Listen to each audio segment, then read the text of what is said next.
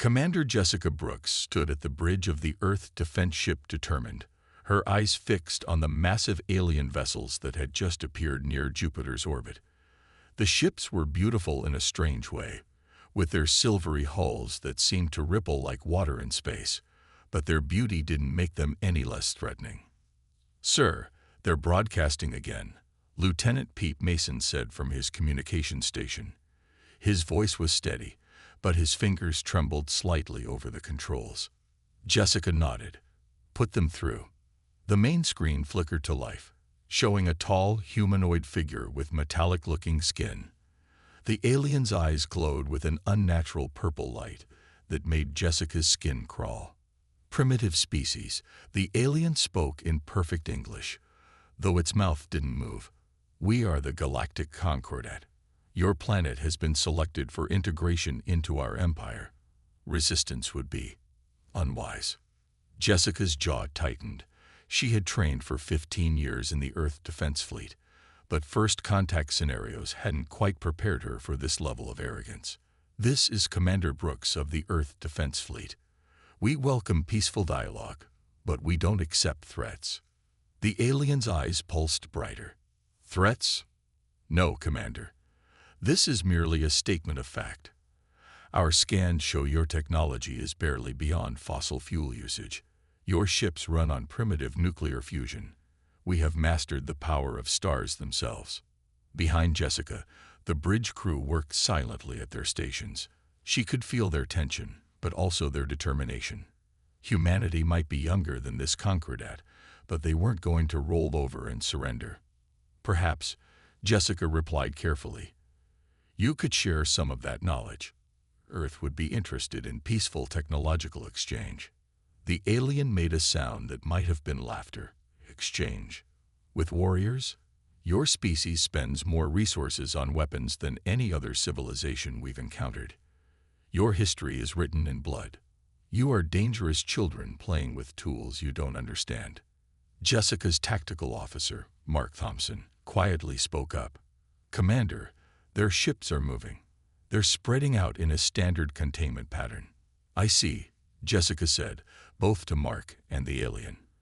"And what makes you think we're so dangerous if we're so primitive?" The alien's expression shifted slightly. "Your broadcasts, your entertainment, your movies and games show countless scenarios of war. Your children play at combat. Your sports mimic battle. Even your business practices are described in terms of warfare. You are a species of warriors who haven't learned wisdom." Jessica allowed herself a small smile. "Then maybe you should be more careful about threatening us." The alien's eyes flashed. "You dare to make threats? Our smallest ship could vaporize your entire fleet." "That's not a threat," Jessica said, echoing the alien's earlier words. "It's an observation. You say we're warriors, that we think in terms of combat. Then you should understand what happens when you back a warrior into a corner." She gestured to her tactical officer, who brought up a display of the solar system. Red dots appeared, showing the positions of Earth's defense platforms and hidden bases throughout the asteroid belt. They had more strength than the aliens realized. "Last chance for peaceful dialogue," Jessica offered. "As equals." The alien's response was immediate. "Equals? Your species is barely able to reach your own moon. You will submit to integration, or we will demonstrate true warfare. You have 24 Earth hours to surrender your planet. After that, we will take it by force." The transmission cut off abruptly. Jessica turned to her crew, seeing the mix of fear and determination on their faces. "Send word to Earth Command," she ordered.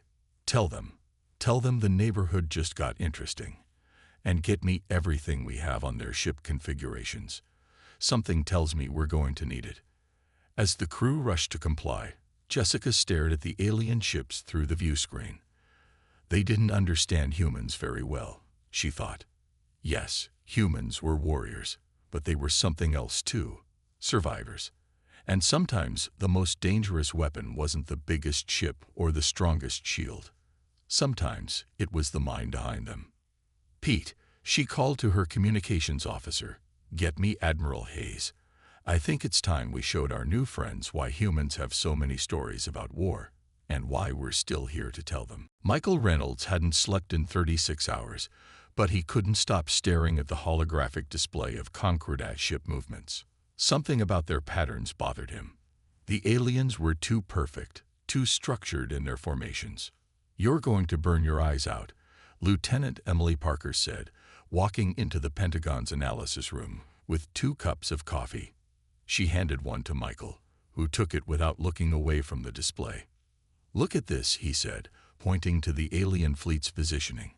"Every ship is exactly 43,000 kilometers apart. Even when they move, they maintain perfect spacing." Emily sipped her coffee, studying the patterns.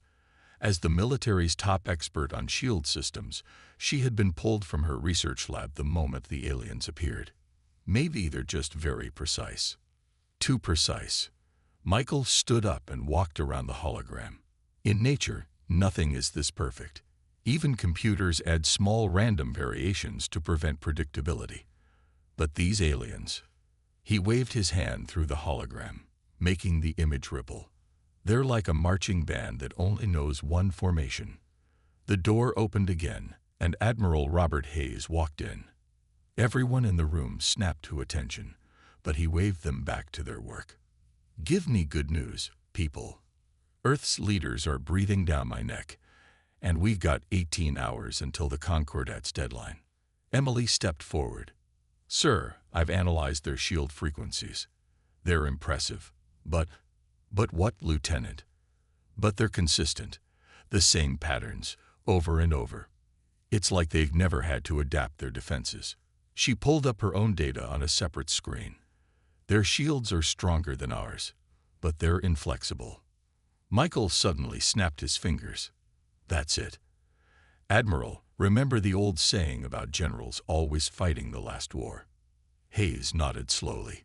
"Go on." "The Concordat, they're not just fighting the last war. They're fighting every war the same way." Michael manipulated the hologram, showing hundreds of recorded alien ship movements. "They have one doctrine, one way of doing things, and they've probably never needed to change it because they've always been the strongest." Emily's eyes widened as she understood. Like a boxer who's never been hit, they don't know how to take a punch. Hayes looked between them, a small smile forming on his weathered face. "And how do we hit them?" Emily rushed to her computer, fingers flying over the keyboard. "Their shield frequency is strong, but it's regular. If we modulate our weapons to fire at random frequencies..." She paused, running calculations. "We might not break through entirely, but we could create weak points, small ones, but enough to matter." "And their formations," Michael added, getting excited now. "They maintain perfect spacing because their weapons and shields are optimized for those exact distances. What if we got closer, much closer?" "They'd have to adjust their formations," Hayes said, catching on. "Break their perfect patterns." "And if their whole system is built on perfection..." Emily started. "Then imperfection becomes our weapon," Michael finished. Hayes walked to the main communications panel and pressed a button. "Get me Commander Brooks. And find Captain Morrison. I want his covered ops team ready." He turned back to Michael and Emily. "Keep working. I want every flaw, every weakness, every crack in their perfect system. If they want to see how humans wage war, let's show them something they've never seen before." As Hayes left the room, Michael turned back to the hologram. The alien ships still hung there in their perfect formation, like stars arranged by an obsessive artist. He thought about human history, about all the times smaller forces had defeated larger ones through cunning and adaptability. "You know what this reminds me of?" Emily said, working on shield frequency calculations. "It's like when computers first started playing chess. They were powerful, but predictable. And then humans learned to play unpredictably." Michael nodded. "To make moves that looked like mistakes but weren't. To think outside the perfect mathematical solution." He smiled at the hologram of the alien fleet. "I wonder if the Concordat plays chess." Emily laughed softly. "If they don't, they're about to learn." In the distance, they could hear the Pentagon humming with activity as Earth prepared its response. The Concordat had given them 24 hours to surrender. Instead, humanity would use those hours to prepare a lesson in warfare that the aliens would never forget. Sometimes, the best strategy wasn't to be stronger. Sometimes, it was to be cleverer. And humans had millennia of practice at beating stronger opponents through wit and wisdom. Admiral Robert Hayes stood before the United Nations Security Council with a smile that didn't reach his eyes. On the massive screen behind him, the Concordat representative waited, its metallic face showing no emotion. In light of your obvious superiority, Hayes said carefully, Earth accepts your generous offer of integration into the Concordat. The alien's purple eyes pulsed with satisfaction. A wise choice, Admiral. We will begin landing procedures in your largest cities within 6 hours. As the transmission ended, the room burst into controlled activity. Hayes turned to Captain Daniel Morrison, who stood quietly in the corner. You know what to do. Daniel nodded once and left the room. His team was ready. They had been ready since the moment the aliens appeared. In a hidden facility beneath the Rocky Mountains, Daniel met with his special operations team. 4 of his best: Lisa Cooper, the tech expert; James Wilson, demolitions; Rick Martinez, communications; and Betty Anderson, medical officer and xenobiologist. Remember, Daniel said as they checked their equipment, we're not trying to fight them. We're gathering information. The Concordat thinks we're primitive warriors. Let's prove them right by being as clumsy and obvious as they expect. Lisa looked up from her tablet. The fake resistance groups are in position. They'll keep the aliens busy while we do the real work. Outside, across the globe, Earth's militaries made a show of standing down. Weapons were publicly dismantled. Soldiers marched back to their bases. And everywhere, humans bowed their heads in apparent submission. The first Concordat ship landed in Washington, D.C. 6 hours later, right on schedule. They were nothing if not predictable. Daniel's team watched from their hidden position as alien representatives stepped out to meet Earth's leaders. Their smooth, metallic bodies gleamed in the sunlight. They moved with mechanical precision, each step measured and perfect. Look at how they walk, Betty whispered. No variation in their stride. No adjustment for different surfaces. Their bodies might be advanced, but their movements are basic. Their minds too, James added.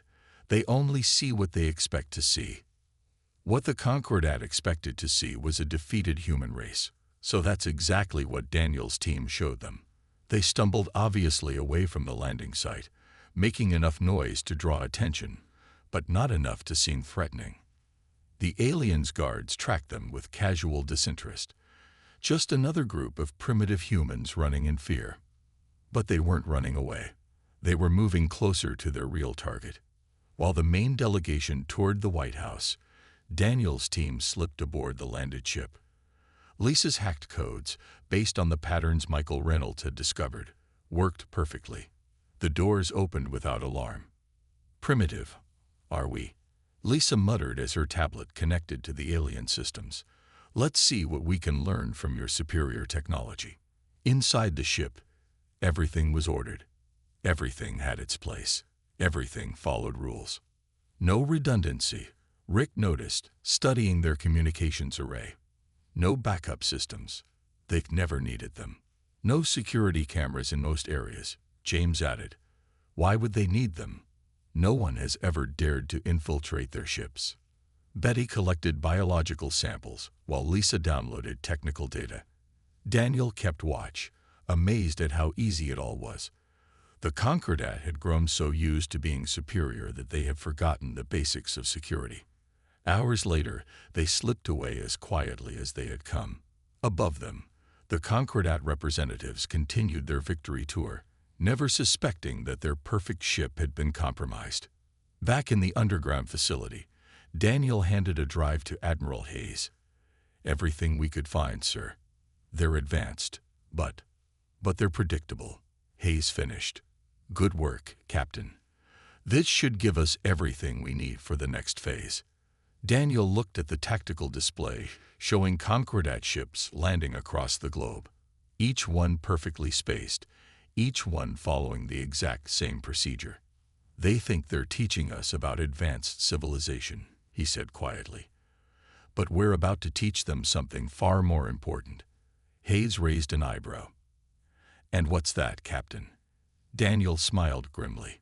The danger of underestimating your enemy.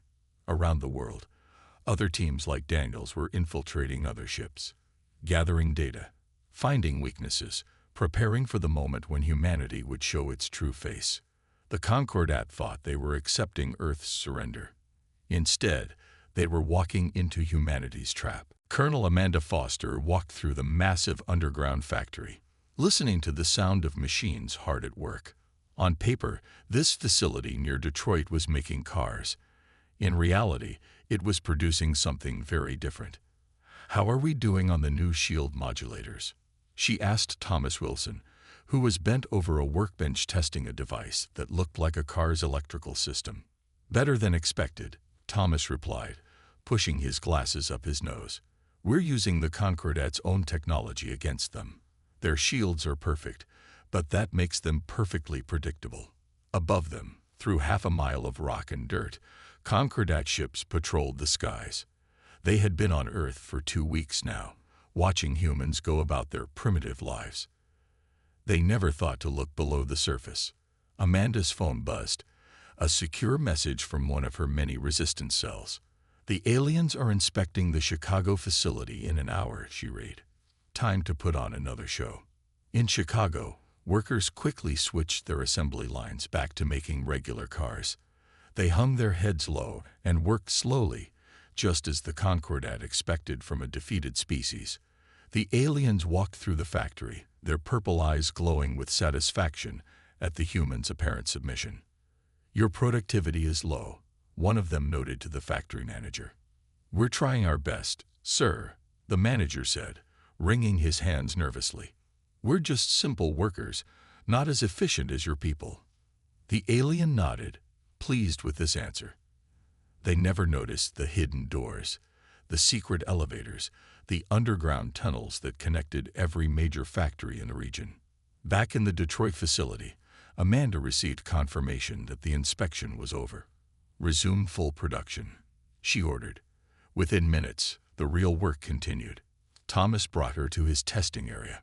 "Watch this," he said, pointing to a small drone. It looked like a child's toy, but its insides were pure advanced technology. "We've copied their anti-gravity systems, but made them less perfect. More human." He activated the drone. It wobbled in the air, looking unstable, but Amanda knew this was intentional. "They'll think it's just a poor copy of their technology," she said with a smile. "Exactly. But really?" Thomas pressed another button, and suddenly the drone's movement became lightning fast and unpredictable. "We've just added something they never thought of: controlled chaos." Across the country, similar scenes played out in hidden facilities. In the Rocky Mountains, they built ships that looked clumsy but could outmaneuver anything in space. Under the deserts of Nevada, they tested weapons that used the Concordat's own perfect timing against them. Beneath the plains of Kansas, they trained pilots to fight in ways that would seem insane to the logical aliens. Amanda's phone buzzed again, a message from Admiral Hayes. Timeline moved up. Concordat getting suspicious of decreased electronic activity in major cities. "They're finally noticing that we're using less power than we should be," Amanda told Thomas. "Time for Phase 2. She walked to a communication station and sent out a coded message to all resistance cells. "Begin power signature masking. Make them think we're regressing." Within hours, human cities began to show signs of technological decline. Lights dimmed. Factories slowed. Cars stayed parked. To the Concordat's watching eyes, it seemed humanity was sliding backward, becoming even more primitive. "Let them think we're giving up technology," Amanda said to her gathered commanders. "Let them think we're too simple to understand their advanced ways." Meanwhile, Thomas added, holding up his latest invention, We'll keep building, keep improving, keep preparing. In tunnels and caves, in abandoned mines and hidden bunkers, humanity worked. They took alien technology and made it their own. They added human creativity to Concordat precision. They built their strength in secret while showing weakness in public. Amanda looked at the latest production numbers on her tablet. They were right on schedule. The Concordat thinks they've conquered us, she said quietly. They don't realize that humans have been hiding and building and planning since before their ancestors left their homeworld. Soon, very soon, they would show the aliens why humans had survived every threat they'd ever faced. Not because they were stronger, but because they were smarter. Not because they were perfect, but because they were adaptable. The underground revolution grew stronger every day, waiting for the perfect moment to rise. Commander Jessica Brooks sat in her new ship, hidden in the dark shadow of Mars. The vessel looked rough and primitive on the outside, exactly what the Concordat would expect from humans. But inside, it was anything but primitive. All ships report ready. Pete Mason's voice came through her headset. He didn't need to whisper. They were too far away to be heard. But something about hiding made everyone speak softly. The Concordat's victory ceremony starts in 10 minutes, Jessica said, checking her display. Everyone remember the plan. Look clumsy. Look scared. Look exactly like what they think we are. On Earth, the Concordat had gathered for their big moment. After 1 month of occupation, they were officially declaring Earth a properly integrated world. Their ships filled the sky above New York City, arranged in their perfect, predictable patterns. Time to crash their party, Jessica whispered. She pressed a button on her command chair. All ships, execute plan foolish humans. 40 ships powered up from behind Mars, their engines sporadic and uneven. They looked like they could barely fly straight. The Concordat's sensors picked them up immediately. Alert, the alien commander's voice boomed across all channels. Primitive human vessels detected, engaging containment protocol. The alien ships moved into their standard attack formation, the same one they always used, the one Michael Reynolds had studied for weeks. They were so confident, so sure of their superiority, that they didn't even raise their shields. Jessica watched the distance counter tick down. Hold course, she ordered. Let them think we're just angry primitives making one last stupid attack. The Concordat ships arranged themselves in their perfect defensive pattern, ready to swat down the human vessels like annoying flies. Their weapons powered up, glowing with purple energy. Now, Jessica shouted. Every human ship suddenly changed. Panels fell away, revealing sleek weapons. Engines stopped sputtering and roared to full power. The clumsy formation dissolved into organized chaos. What is this? The alien commander demanded. Raise shields. But Jessica's ships were already inside their formation. The Concordat's perfect spacing, designed for their perfect weapons, became a perfect trap. They couldn't fire without hitting their own ships. Special delivery from Earth, Jessica said, broadcasting on all channels. Let's see how your perfect ships handle some human improvisation. Thomas Wilson's new weapons fired. They didn't try to overpower the Concordat's shields. They matched them instead, creating feedback loops that made the alien defenses collapse under their own power. Impossible, the alien commander shouted. You cannot understand our technology. Understand it. Jessica laughed. We improved it. Emily Parker sends her regards. More human ships appeared, rising up from Earth's surface. The Concordat tried to adjust their formation, but centuries of doing things one way had left them unable to adapt. Their perfect patterns fell apart. Second wave, go, Jessica ordered. Captain Daniel Morrison's covered ops teams, hidden on the Concordat's own ships, struck from within. Systems failed. Communications went down. The mighty alien fleet began to fall into confusion. This is not warfare, the alien commander protested. This is chaos. This is human warfare, Jessica corrected him. We don't fight fair. We fight to win. The battle lasted less than an hour. When it was over, half the Concordat fleet had been captured intact. The other half had retreated in disarray, their perfect formations shattered.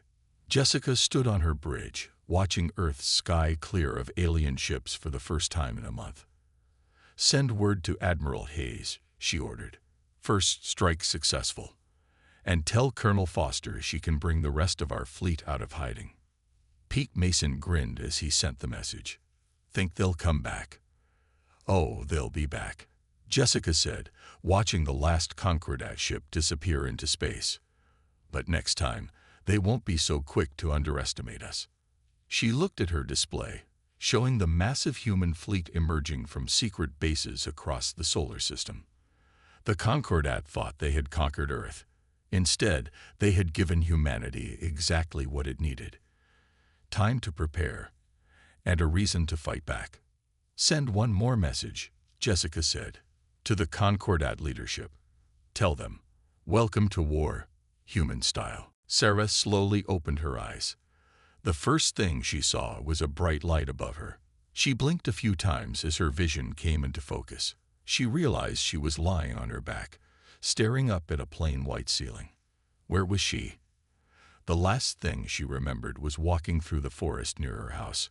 She had been enjoying the beautiful day and the sounds of the birds chirping in the trees. But then everything had gone black, and now she was here, wherever here was. Sarah tried to sit up, but her body felt heavy and weak. She managed to turn her head to the side and saw that she was in a small plain room. The walls were white like the ceiling. There was a door on one wall, but it was closed. Next to the bed she was lying on, there was a small table with a glass of water on it. Sarah's throat felt very dry.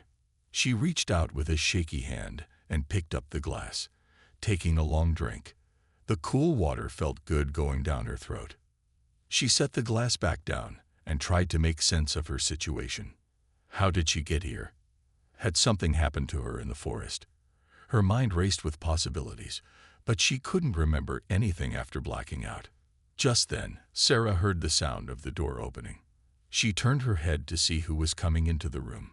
A woman walked in, wearing a white coat like a doctor or a scientist. The woman had blonde hair pulled back in a tight bun. Her face was serious as she looked down at Sarah. "Hello, Sarah," the woman said. "How are you feeling?" "Where am I?" Sarah asked, her voice coming out weak and scratchy. "What happened?" The woman pulled a chair over next to the bed and sat down. She folded her hands in her lap and looked at Sarah with a steady gaze. "You're in a safe place," the woman said. "We found you unconscious in the forest and brought you here. You've been asleep for quite a while." Sarah's mind raced with questions. She didn't understand what the woman meant. How long had she been asleep? And who were these people who had found her? "I don't remember what happened," Sarah said, her voice shaking slightly. "The last thing I remember is walking in the forest near my house. Then everything went black." The woman nodded, as if she had expected Sarah to say this. "That's not surprising," she said. "You suffered a head injury when you fell. It seems you tripped over a tree root and hit your head on a rock. You're very lucky we found you when we did." Sarah reached up and touched her head. She could feel a bandage wrapped around it. Her head ached, and she felt dizzy and confused. "Who are you?" Sarah asked, looking at the woman. "What is this place?" The woman smiled, but it didn't quite reach her eyes. "My name is Dr. Johnson," she said, "and this is a private medical facility. We specialize in treating unique cases like yours." Something about the way Dr. Johnson said unique cases made Sarah feel uneasy. She didn't like being referred to as a case. She was a person, not some mystery to be solved. "I want to go home," Sarah said, trying to sit up straighter in the bed. "I need to let my family know I'm okay." Dr. Johnson put a hand on Sarah's shoulder, gently pushing her back down. "I'm afraid that won't be possible just yet," she said. "We need to run some more tests and make sure you're fully recovered before we can release you. It's for your own safety." Sarah wanted to argue, but her head was pounding and she felt exhausted. Maybe Dr. Johnson was right. Maybe she needed to rest and let them take care of her for now. Okay, Sarah said, sinking back against the pillow. But can you at least let my family know where I am? I don't want them to worry. Of course, Dr. Johnson said, standing up. I'll make sure they are informed. Now try to get some sleep. I'll be back to check on you later. With that, Dr. Johnson turned and left the room, closing the door behind her. Sarah stared up at the ceiling, trying to make sense of everything that had happened. She hoped her family wasn't too worried about her.